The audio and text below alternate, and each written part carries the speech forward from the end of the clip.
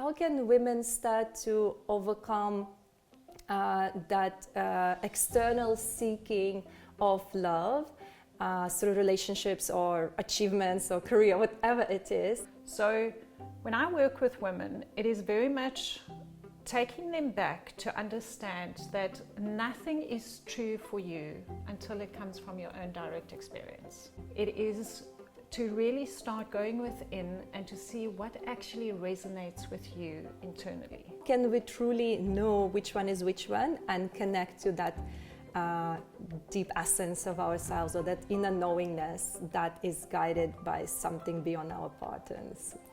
You just gently write it down. And then to say, okay, so what are my internal rules? Do I believe this to be true? Somebody may have said to you one day that you were tired, oh, here's coffee, it will make you feel better. So the belief started externally that coffee is required. And you can apply this to anything else, right, in life. Okay, so what are all the external rules that have been told how I need to achieve, when I need to achieve, on what basis do I need to achieve, from where do they come from? Okay, this lot comes from family, that comes from society, that maybe comes from religion.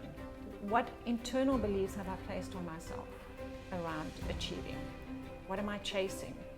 Why am I chasing it? Why has this become important to me? Is it even important to me? Or is it actually keeping me away from what I really want to do? So if I have the ability to create anything different outside of external rules and internal rules, what would I create? From what space would I create? And who do I choose to be in that process of creating?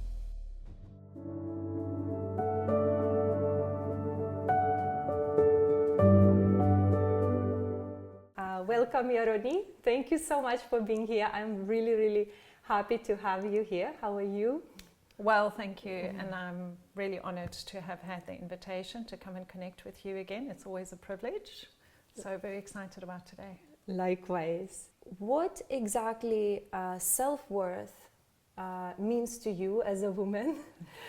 And why do you think we'll lose it in the first place? Oh, that is a deep question that can go in many directions. Yeah, please go in many directions. So, I mean, if we start on a soul level, it depends on what we come in with, the lessons, what it is that we here to bring back into balance, and what soul is asking for coherence to be brought back and remembered. So that's on that level. And then physically when we come in, it all depends on what relationships we experience. Yeah. And what our understanding of that is. We are part of nature. Everything in nature is connected and remains beautifully balanced and harmonized. And nature has a way of restoring balance within itself, right? We've seen that. So when a baby first is born, they are still part of that great connection. They don't know the difference between their hand and their parent's hand or an object, and in time they learn that they can physically touch something. As that develops, the only place where we are no longer part of that connection, where we see ourselves separate from, is developed in the mind. And that's where it all starts, is what are we taught from a very young age connection means, or how is it withdrawn depending on behavior, or where love is withdrawn, where that is never meant to be the intention. Yes, the love. I think that really very much resonates. I think for many women nowadays, that self-love, it seems like we're seeking it on the outside, and we seek it through external validation. We try to earn it. Maybe as children, we have been trying to earn it, earn the love that we were lacking by trying to become perfect, trying to seek the external validation from our parents or whoever was there with us. And we felt like I had to achieve, I have to perform, I have to become something. And if I become that enough of that, then I will be loved. So I feel like maybe some pattern has developed by seeking it on the outside. So in your work with women, I know you do help women to overcome it. Yes. How, like women listening right now, I think they will be very curious if they're struggling with the same thing. At any age, it could be any age at all, how can women start to overcome that external seeking of love through relationships or achievements or career, whatever it is, and start to find that inner fulfillment? Because we know it intellectually that's what we want to do, but practically speaking, how to even do that?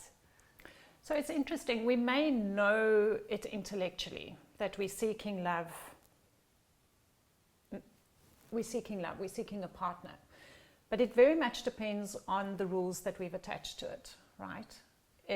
Does it have to be the perfect partner? Does it have to match up to what society tells that partner needs to be? And it is often also born from the relationships we've absorbed or seen our parents have, or what society, our culture, our religion tells us that relationship needs to look like. So when I work with women, it is very much taking them back to understand that nothing is true for you until it comes from your own direct experience. So if you're looking to understand yourself better, it is to really start going within and to see what actually resonates with you internally. And it can be starting small, something that is manageable, that is not too overwhelming for the body, and to say, okay, so if I drink coffee, why am I drinking coffee? Do I enjoy it? Do I love the flavor about it? Does it give me a moment where I am rewarding myself? Or am I pouring my third cup of coffee because I believe that is what's going to wake me up? Or do I order a cup of coffee unknowingly because that's what everybody does before a meeting? And in that, we start uncovering what are the rule sets we have bought into. What are the unconscious behaviors we're buying into that doesn't actually resonate with our bodies, that we don't even know why we want something. And the more we can understand and bring into coherence that, okay, I'm enjoying this cup of coffee because this is my moment, or this is my time where I'm going to sit and read a book and I'm really loving this experience. And tomorrow I may not have the coffee, for instance. Or at a meeting, I'm going to be different because I don't feel like having coffee. I am going to enjoy a glass of water because that is what my body is asking for right now. And it is to learn to understand that you have permission, and to give yourself that permission to embrace what your body is seeking and how that's guiding you. And we have moved away from that so far.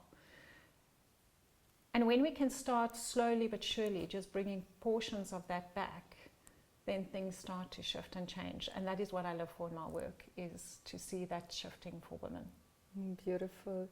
I'm wondering, in your experience, has there been cases where women were asking or questioning, how would I know if my body is what my body is telling me is that inner knowing or that intuition, that that's the right thing for me, or is it coming from my conditioned pattern? How can you learn to recognize?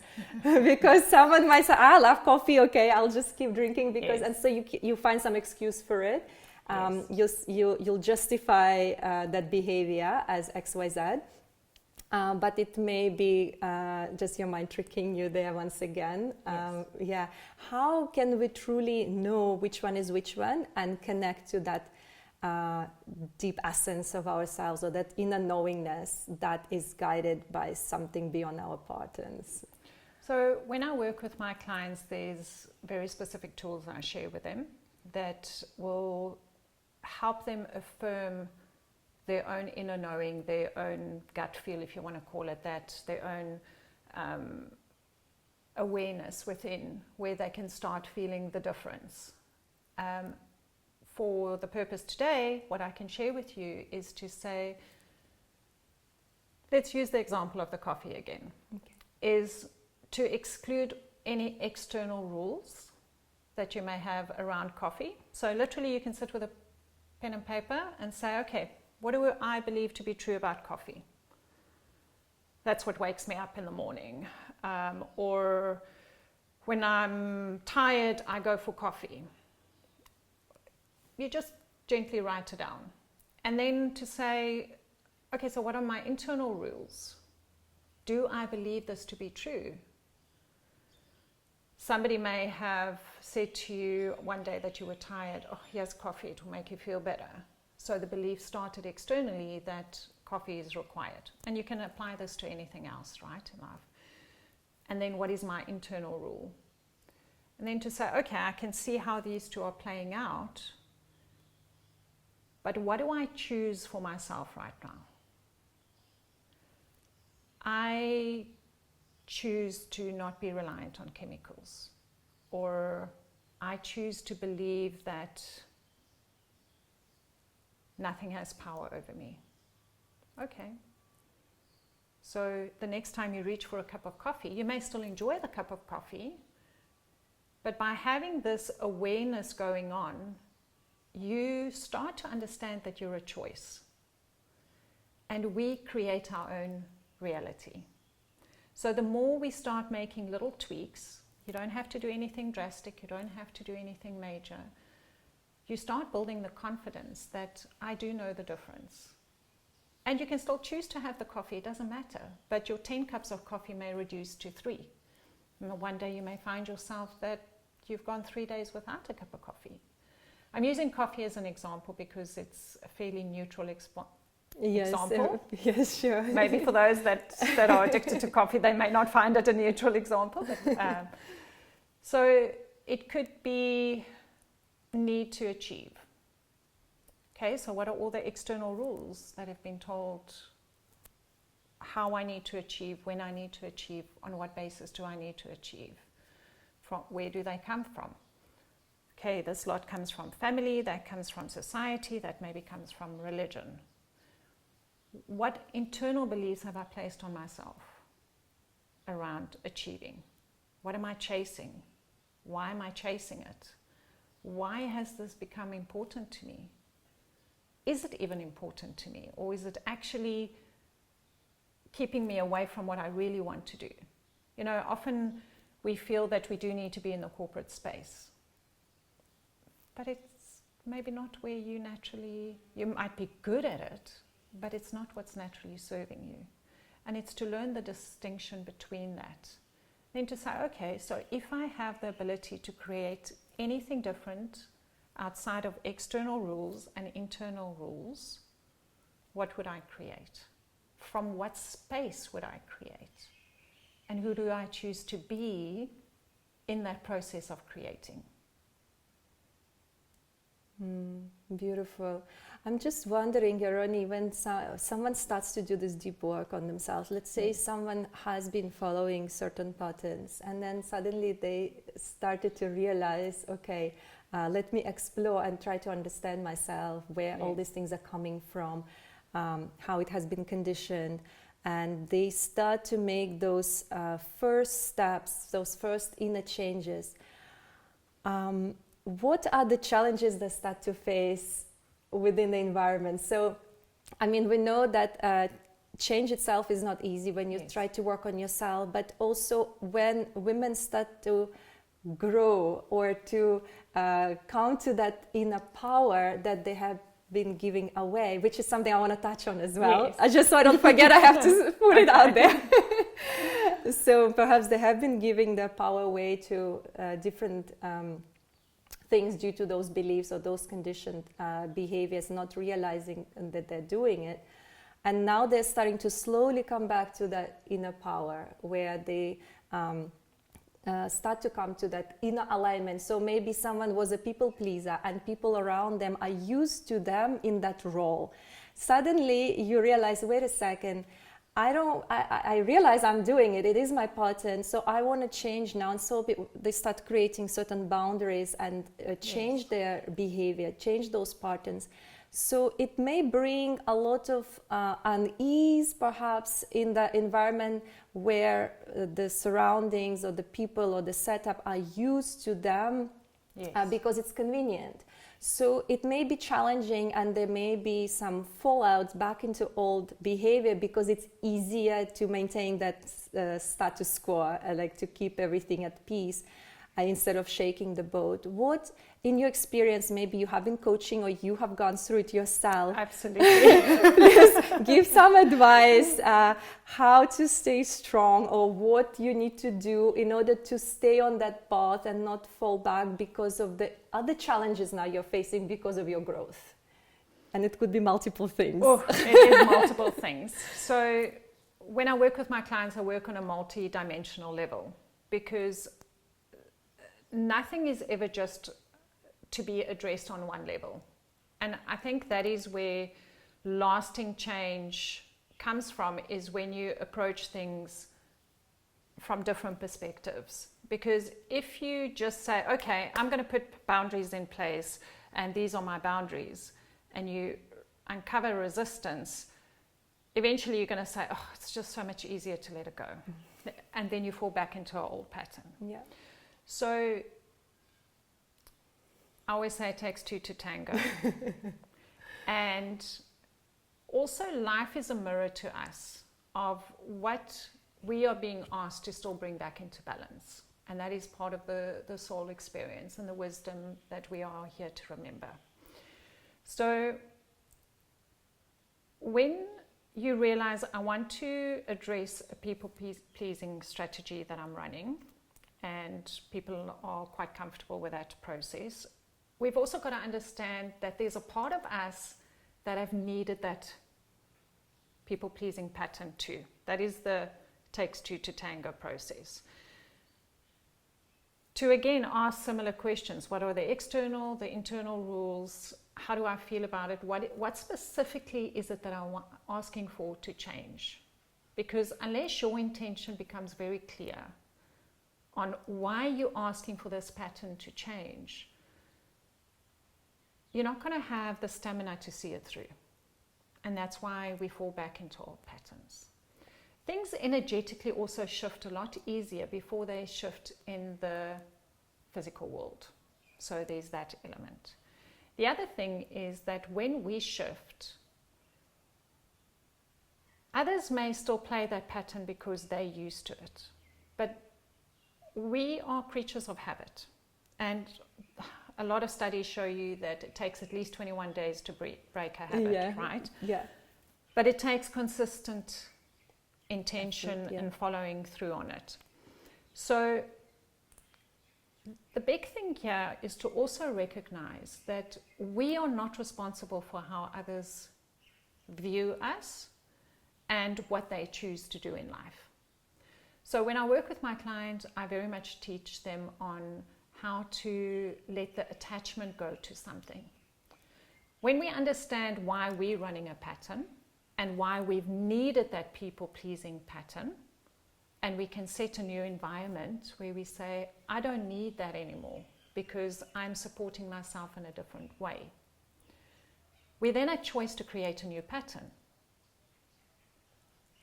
To say, okay, so instead of doing everything for that person, I'm going to step back a little bit and understand that I'm maybe disabling them more by doing it for them.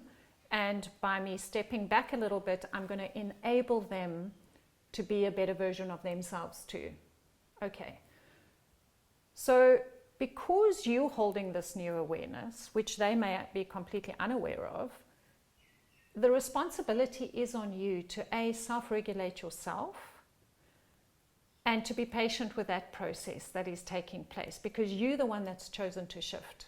They may not choose to shift. And you've got to be accepting that that person may never shift, But if you don't play the game with them anymore, they're just going to find somebody else to play it with, and that's okay. That gives us the freedom to move on. And by you choosing to shift, you give them the opportunity to shift as well, but to not be attached whether they take it or not. So going in hard and fast and say, this is my boundary and you're not going to cross my boundary anymore, that individual doesn't understand what's happening. And it just comes across as another energy that doesn't make sense to anyone.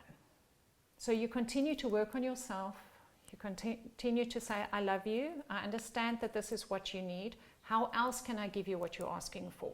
So that is where we then become part of that communication cycle, where we express intent, we recognize the pattern, and you can just hold space for the pattern. It's not about the person. It is not about what they're asking. Until they can see, hold on, I'm not going to get this from the person anymore.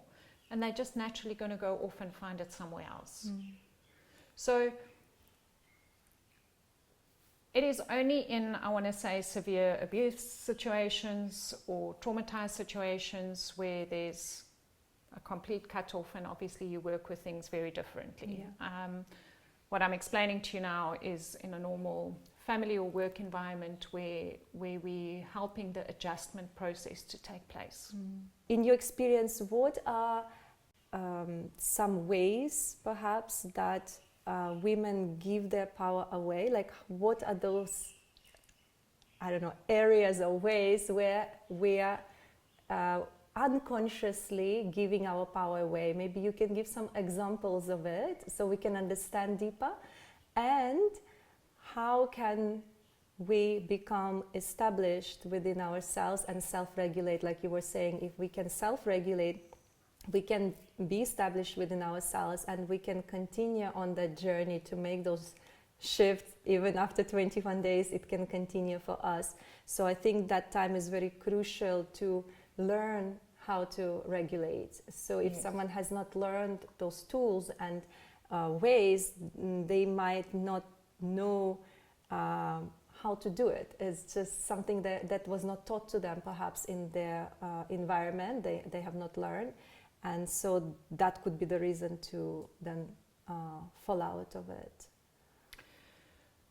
So we honestly give our power away in so many ways that some of it is quite subtle, and some of it quite extensive and damaging in many ways.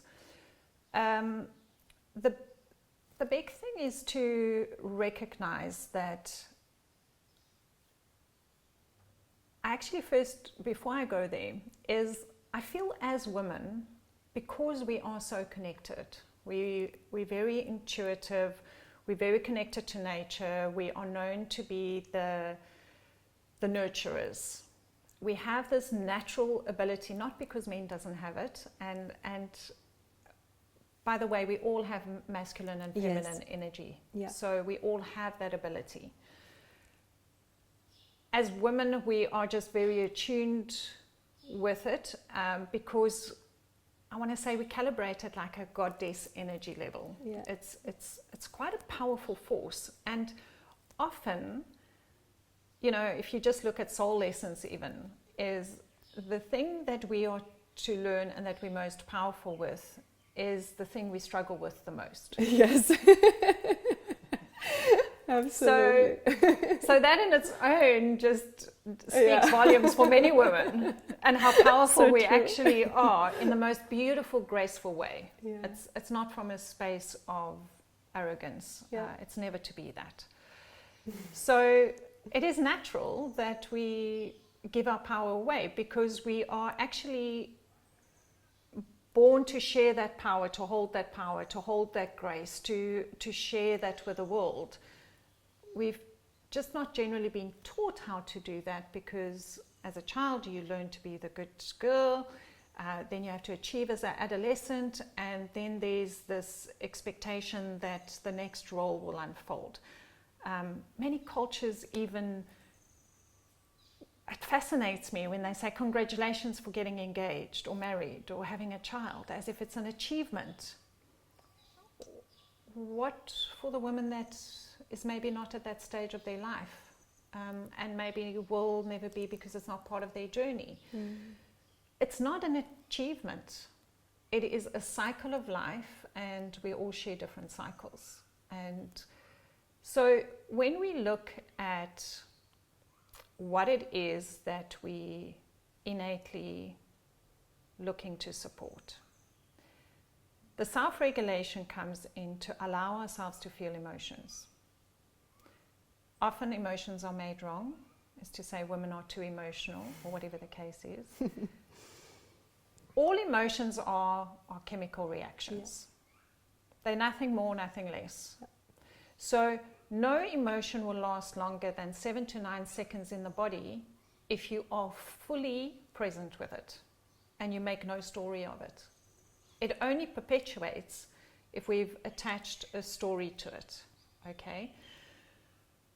So if a strong emotion comes up, it's to just allow it, is to say, okay, I can feel this energy is present because we are energetic beings. What is this energy trying to tell me?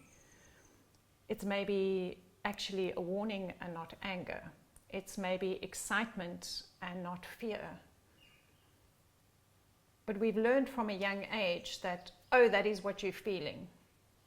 Or, no, you're not allowed to be too loud because then you're being disruptive.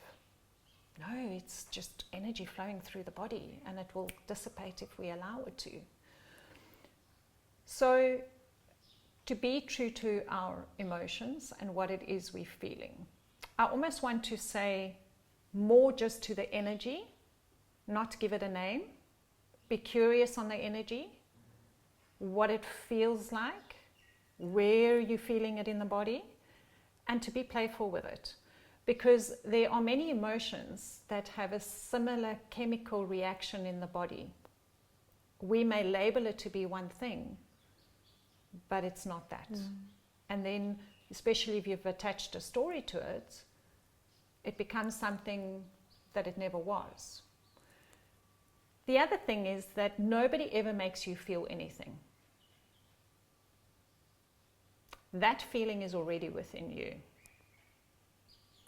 So when an energy arises, what we call an emotion, is to say, okay, I can feel this quite strongly, and it's better for me not to say anything right now. Let me just sit with this, go and find out what this is for me. What did it trigger within me? And then come back to the situation. You are within full right to say to somebody, please give me 5 minutes. I need to figure out what this is that I'm feeling right now. And to maybe leave the room. Once you understand, I felt humiliated right now, it's not about whether the person humiliated you. It is somewhere else you're holding that energy of humiliation. When you can start detaching it from the person and you just work with the pattern, it's far easier to start shifting it, because by attaching it to the person, you're attaching a story.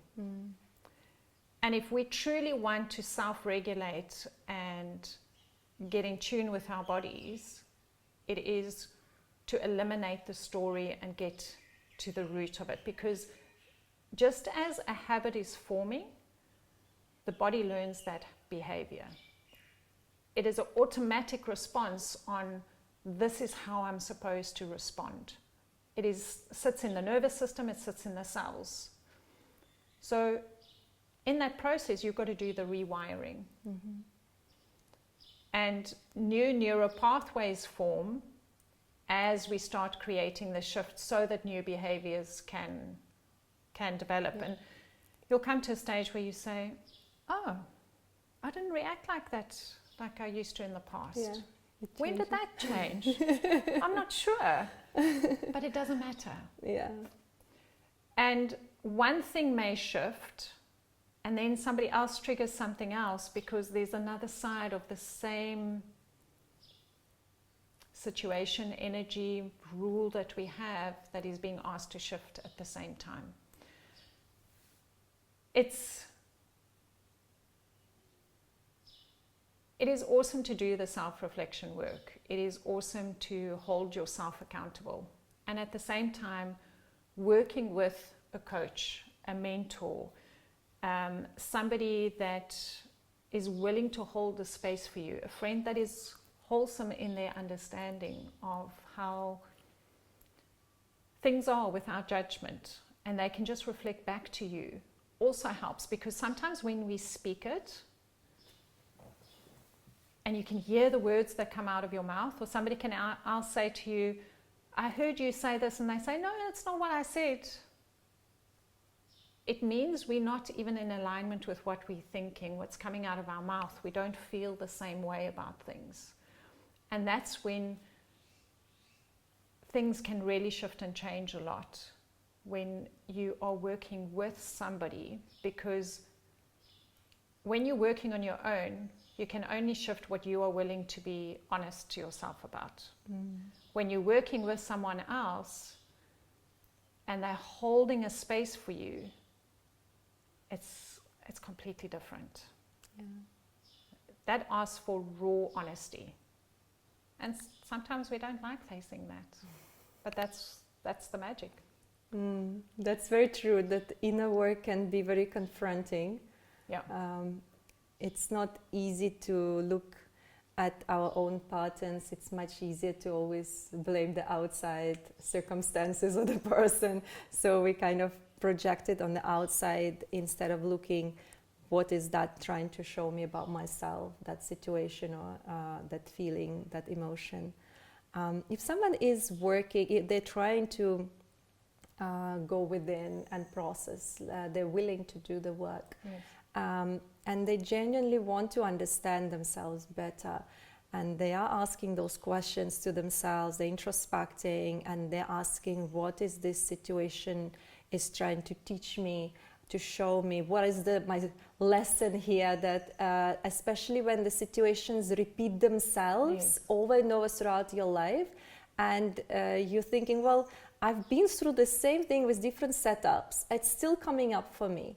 So I obviously have not learned the right lesson here, or maybe I'm supposed to improve my responses, or maybe what I thought was the right thing for me, that lesson, something else is there and I'm not quite understanding what it is. Sometimes it's tricky to know what the lesson is there. So once you knew, it would be so much easier to, yeah, you're like, I get it now. Oh, okay, I will change my behavior accordingly. But sometimes you don't even know what that thing is, and it keeps showing up over and over from different angles, and you think, well, I've been through this.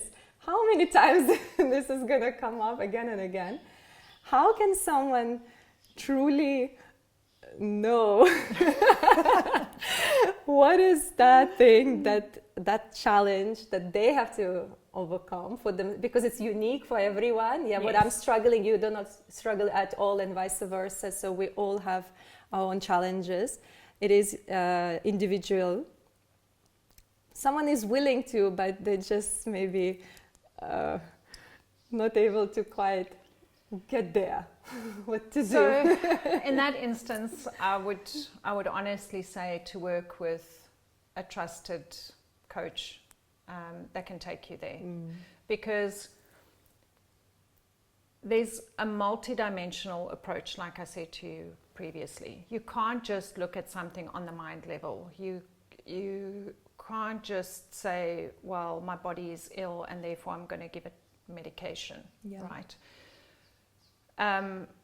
Even with spirituality, yes, you can be the most spiritual person and there could still be a misalignment. You've got to look at all aspects of life, and sometimes it can be the smallest thing. For instance, you may be battling in relationships with your relationship flourishing, and you're working on relationship challenges and you're working on communication, and you may be bettering yourself in that area. But what if the key is actually abundance? That there's something within your abundance understanding that blocks your relationships from flourishing and becoming full and prosperous. And for me, I believe that we're all here to learn similar lessons to different degrees, for different reasons, at different times in our life. Mm-hmm. We all go through grief, Yeah. anger, betrayal, Yeah. abuse, Yeah. any of those. Yeah. It may just look differently. And I feel when we can just show a little bit more compassion to each other, that me too. Mm-hmm. This person is just at a different phase of their life to me. But if they're battling with abuse, what does that look like in my life? Or how do I potentially abuse? That is where the raw honesty comes from, is to say, I'm blaming others for abusing me. But in what ways do I abuse? Mm-hmm, mm-hmm. Sometimes we abuse through victimhood. Yeah. Sometimes we abuse by being just too nice, because people maybe don't ever get to understand where they stand with you, because you're just always so nice and you're actually making, putting them in a predicament or a situation. So when we understand we're just all going through the same thing, and we allow the judgments to go, a lot can shift and change.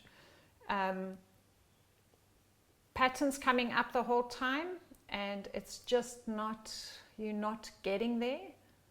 Definitely work with somebody that's trained and able to go a little bit deeper to something that you've maybe not explored on your own. Because the mind that created the challenge on its own will maybe take a little bit longer to find a different solution, depending on how honest you are with yourself. And solution cannot be found on the same level where the problem was created. You have to go above it. You need to or below it. Or maybe there on the side. Okay. Yeah, very true. All right, one last question. I could just keep talking, Yaroni, it will never end for sure. There's so many things I would want to ask, but I'm aware of the time. So one last question. What you could recommend or advise or give some tips on or suggest to someone who is listening to us right now and they're stuck somewhere, whatever that is. Everybody's stuck with something. So if someone is stuck and they want to get unstuck, what is your advice to them or practice? Be willing to be understanding of yourself and going into a space of unconditional love, where you are willing to release any judgment. Accepting, understanding, loving every aspect of yourself, because it is only when you can be truly accepting of who you are, the path you've had to walk, the background you've had, what you've maybe had to do in life in order to survive, is to say, I understand that, I accept that, I can see that those are the inner resources I had at that time in that situation. And then choosing newly what will serve you best. And to just meet that with absolute unconditional love, and to seek that internal relationship with ourselves, because you cannot give something that you don't actually have. You cannot ask anyone else to give you something that you're not willing to give yourself. So forgiveness, acceptance, patience, lots of patience. And I want to say, be playful with the process too. We got to learn, we got to experience, and we're going to carry on learning until the day we leave the physical realm and maybe beyond, who knows. So it's just to say it's okay. It's okay. Very powerful, very impactful. Every word, Yaroni. I think it will help a lot of people who will be listening at different times, at different stages of their lives. I love listening to you. There's always so much to learn from you, and so much wisdom from your life experiences and the work that you're doing in the world. It is very much appreciated. It is very much needed. So thank you for doing that and for taking time to share with everyone today. I do appreciate it very much and love having you here. Are there any other last words of wisdom that we have not covered today that you feel it has to be shared? Is there something else you would like to share before we conclude? You are awesome. We are all awesome by purely being here. And you are an amazing soul. Enjoy the journey. With all it good, bad and ugly perceived to be, it is who makes you you. Yes. Thank you for that. Thank you. Let's be us. Thank you. Thank you, Yaroni. Have a beautiful day, and I hope to have you back on another episode. Yes, and thank you everybody else who was listening to us. And we'll see you very soon for the next episode. Thank you and have a great day. Thank you. Bye for now.